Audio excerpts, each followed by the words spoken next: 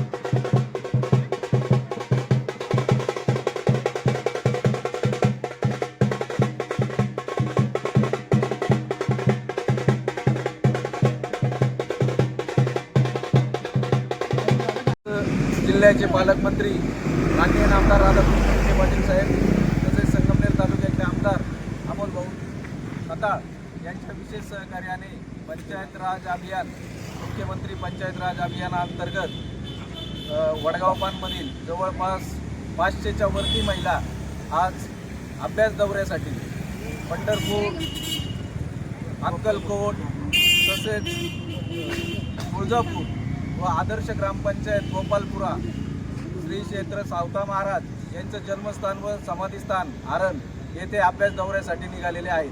गेल्या 5 वर्षापासून विविध उपक्रमांमध्ये अगदी करोनाच्या काळामध्ये सुद्धा रुग्णांना डबे पोहोचवण्यापासून महिलांचे विविध बचत गटाच्या अंतर्गत असलेल्या विविध विषयांचे काय म्हणायचे विविध महिलांचे वेगवेगळे प्रश्न असतील, मग ते बचत गटाचे असतील, त्यांच्या वेगवेगळ्या समस्या असतील, आरोग्याच्या असतील, काही शैक्षणिक असतील, त्या आपण सोडवण्याचा प्रयत्न या माध्यमातून केला आहे. आज दिनांक 3 फेब्रुवारी रोजी ही सहल आज मुक्कामी पंढरपूर येथे जात असून उद्या रात्री परत वडगावपानमध्ये येतोय. तरी महिलांनी दिलेल्या उत्स्फूर्त प्रतिसादाबद्दल तसेच अमोल भाऊ खताळांनी दिलेल्या शुभेच्छांबद्दल त्यांचे खूप खूप आभार व्यक्त करतो. थांबतो. धन्यवाद. अतिशय मोलाचं सहकार्य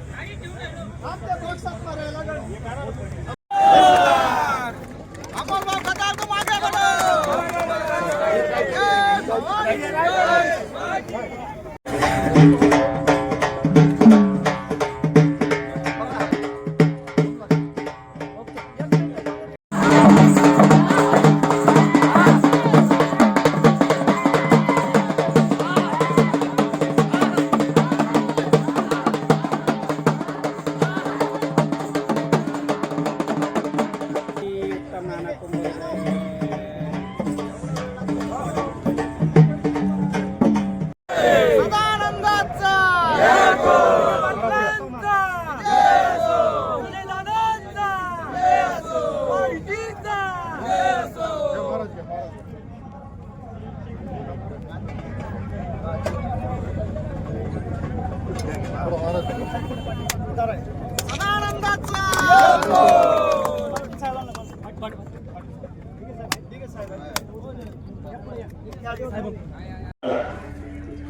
यांचा सन्मान या ठिकाणी करत आहेत. जिल्हा परिषद अहिल्यानगर पंचायत समिती संगमनेर, देवगड अश्व सेवा संस्था आणि ग्रामपंचायत हिवरगाव पावसा या सर्वांच्या वतीनं प्रातिनिधिक स्वरूपात या ठिकाणी सन्मान होतो आहे.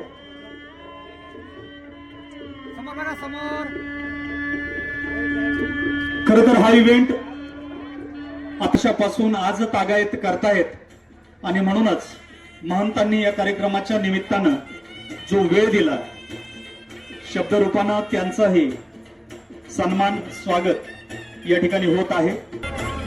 सुरेश भटांची एक कविता आहे, बदलून टाकू आपला महाराष्ट्र, यांच्या वतीनं व्हिडिओ साहेबांचा सन्मान. बाकीचे जे उपस्थित आहेत त्यांचा जागेवरतीच जे आज या ठिकाणी आपल्या सर्वांच्या उपस्थितीमध्ये या ठिकाणी पार पडत आहे. या ठिकाणी आपल्या गावचे बरेचसे कार्यकर्ते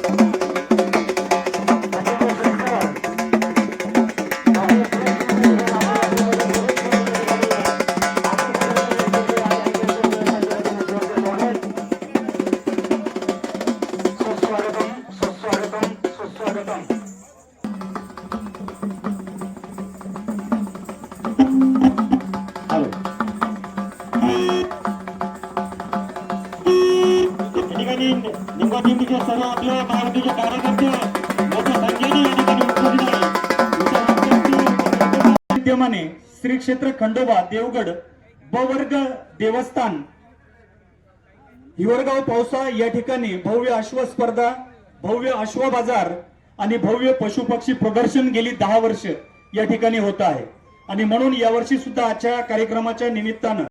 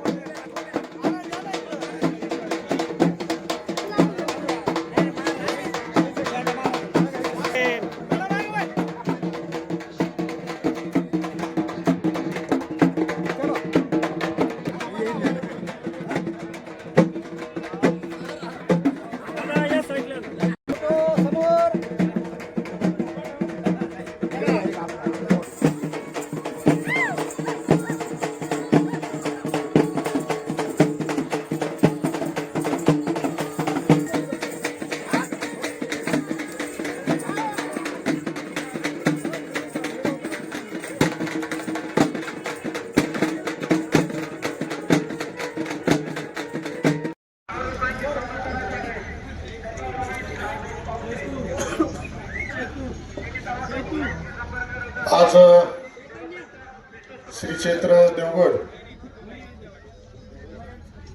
खंडोबा देवस्थान यात्रा उत्सवानिमित्त उपस्थित असलेल्या सर्वांचे स्वागत करतो. खंडोबा यात्रा उत्सवाच्या सर्वांना शुभेच्छा देतो.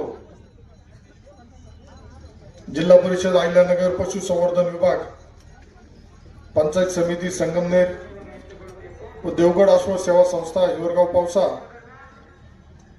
यांच्या वतीने आयोजित करण्यात आलेल्या भव्य अश्व पशुपक्षी प्रदर्शन कार्यक्रमासाठी उपस्थित असलेले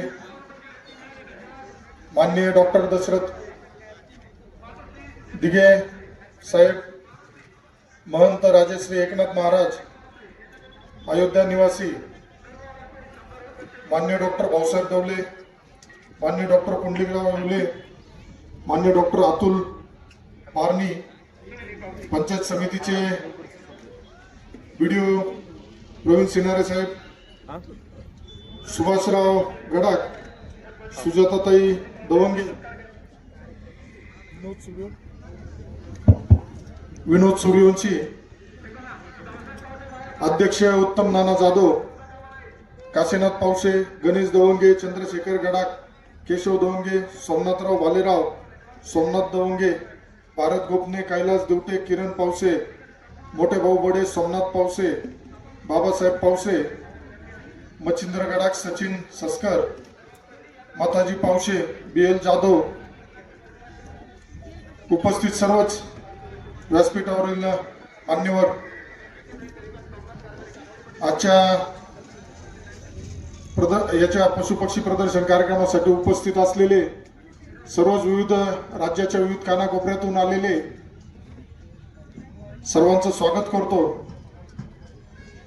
अतिशय आनंदाचा बाब म्हणजे देवगड देवस्थान प्रतिजेजुरी म्हणून आपण ज्याच्याकडे बघतो त्या देवस्थानाच्या यात्रा उत्सवाला नेहमीच आपल्या सरकारच्या वतीने, मला आठवतं जिल्ह्याचे पालकमंत्री आदरणीय नामदार राधाकृष्ण विखे पाटील साहेब 4-1 वर्षापूर्वी इथं आले होते, त्यावेळेसच या देवस्थानाचा क वर्गामध्ये समावेश झाला.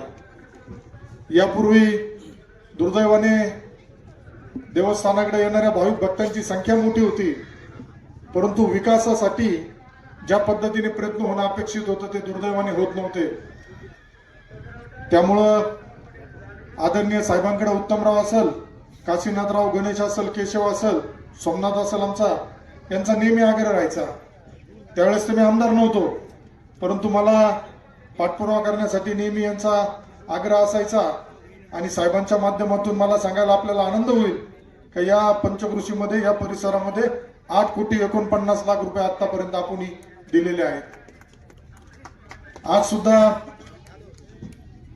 माझं भाग्य समजेल मी, कुलदैवत खंडोबाच्या आशीर्वादाने, या गावकऱ्यांनी केलेल्या प्रयत्नामुळे देवस्थानाला ब वर्गाचा दर्जा पाहिजे होता. त्यासाठी आदरणीय पालकमंत्री विखे पाटील साहेब असेल, ग्रामविकास मंत्री गोरे साहेब असेल, यांच्या माध्यमातून आपण या देवस्थानाला ब वर्गाचा दर्जा सुद्धा दिला. मधल्या कालावधीमध्ये पुलाचं काम सुद्धा पूर्ण झालं. मागणी होती पुलाची, तिथं अडचण होती, त्याचा लोकार्पणाचा कार्यक्रम सुद्धा मागच्या 1 महिन्यापूर्वी आपण करण्यात आला. यात्रा उत्सवाच्या निमित्ताने त्याला सुद्धा 2,50,00,000 रुपये आपण दिले होते. मंदिराच्या ठिकाणी डीपीचा विषय असेल, क्रांतीवीर उमाजी नाईक स्मारकाच्या सुशोभीकरणासाठी सुद्धा निधी देण्यात आलाय. इथं डीपीची आवश्यकता होती, डीपी देण्यात आली, पेव्हिंग ब्लॉक बसवण्यात आले, सोलर हायमॅक्स देण्यात आले. त्यामुळं मला वाटत नाही का कुठं धार्मिक देवस्थानाच्या ठिकाणी आपण कुठं कमी पडतोय.